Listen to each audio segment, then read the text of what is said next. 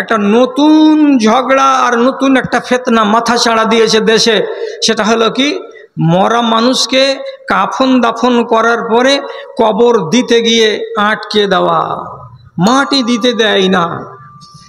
আমি গ্রামের নাম বলবো না, আমার ধরে নেন মালদা জেলার কোনো এক গ্রামের কথা। 48 ঘন্টা ধরে মরা মানুষকে কাফন পরিয়ে খাটলিতে শুয়ে রাখলো। 2 বেটি আর 2 জামাই, এদিকে 3 বেটা একই বাড়িতে আছে মরার দিন। এরা বেটিরা বলছে বাপকে মাটি দিতে দিব না। কেন দিবে না?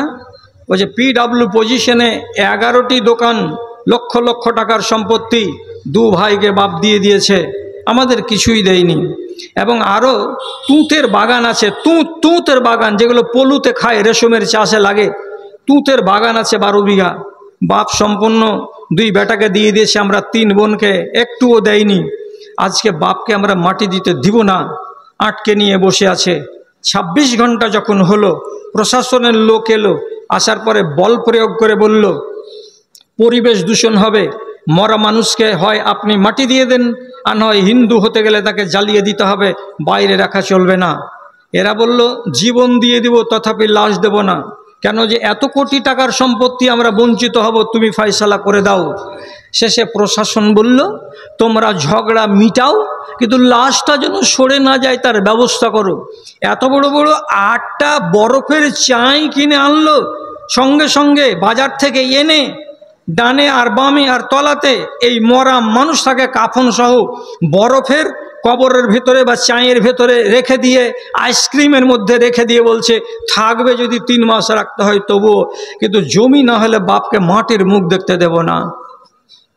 48 ঘন্টা পর শেষের বেলায় দেশের জনগণ বসে ফয়সালা করে 3 বোনকে 3টা PW পজিশনের জমি দিয়ে, আর তুঁতের জমি 1 বিঘা 1 বিঘা করে দিয়ে, আর ভাইদেরকে জোড় হাত করে বাকি অংশটুকু ক্ষমা চাইয়ে নিয়ে রেস্টিডিউ হওয়ার পর হাজি সাহেবকে 48 ঘন্টা পর কবরে যাওয়ার অনুমতি দেওয়া হলো।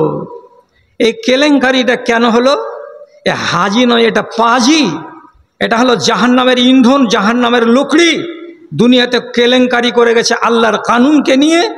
দুনিয়াতে মরার পরে দেখে নিল যে কি কেলেঙ্কারি হয় আর কেলেঙ্কারি মানুষ করে।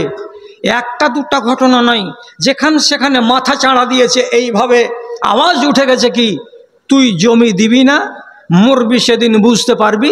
তোর মরা ট্যাঙ্কে কেটে নিয়ে এসে আমার কানটাতে মাটি দিব, এইটা আমার বাপের ভাগ পেয়েছি আমি।